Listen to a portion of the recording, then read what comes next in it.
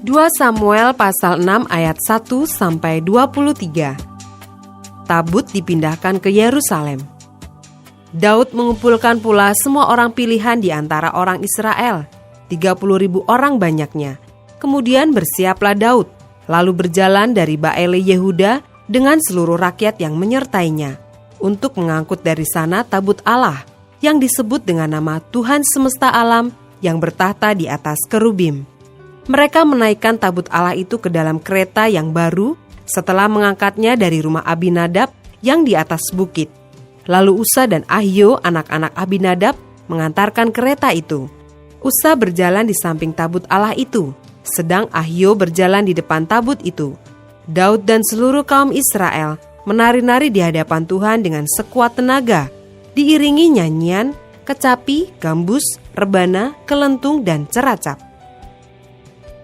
Ketika mereka sampai ke tempat pengirikan Nakon, maka Usa mengulurkan tangannya kepada tabut Allah itu, lalu memegangnya, karena lembu-lembu itu tergelincir.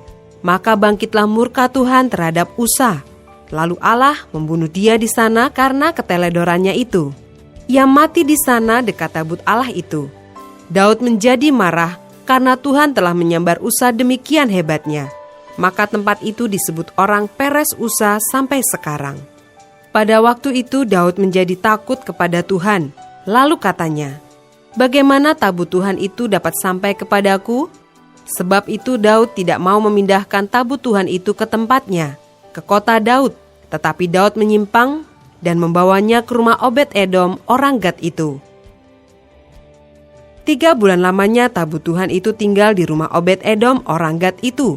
Dan Tuhan memberkati Obed-Edom dan seisi rumahnya. Diberitahukanlah kepada Raja Daud demikian, Tuhan memberkati seisi rumah Obed-Edom dan segala yang ada padanya oleh karena tabut Allah itu. Lalu Daud pergi mengangkut tabut Allah itu dari rumah Obed-Edom ke kota Daud dengan sukacita.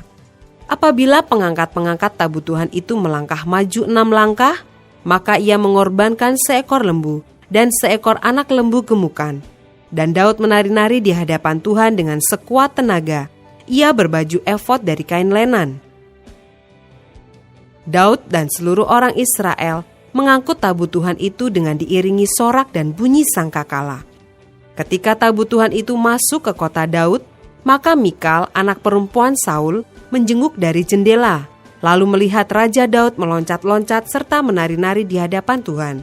Sebab itu ia memandang rendah Daud dalam hatinya. Tabut Tuhan itu dibawa masuk, lalu diletakkan di tempatnya, di dalam kemah yang dibentangkan Daud untuk itu. Kemudian Daud mempersembahkan korban bakaran dan korban keselamatan di hadapan Tuhan. Setelah Daud selesai mempersembahkan korban bakaran dan korban keselamatan, diberkatinyalah bangsa itu demi nama Tuhan semesta alam.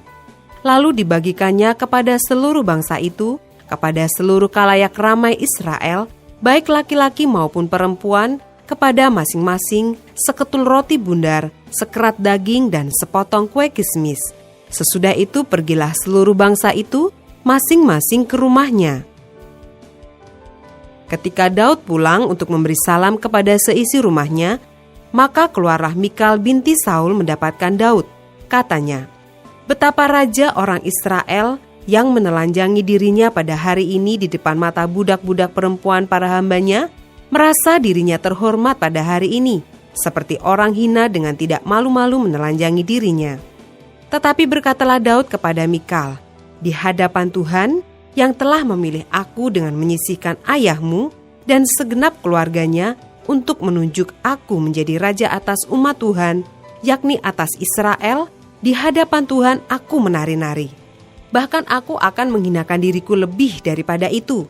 Engkau akan memandang aku rendah. Tetapi bersama-sama budak-budak perempuan yang kau katakan itu, bersama-sama merekalah aku mau dihormati." Mikal binti Saul tidak mendapat anak sampai hari matinya.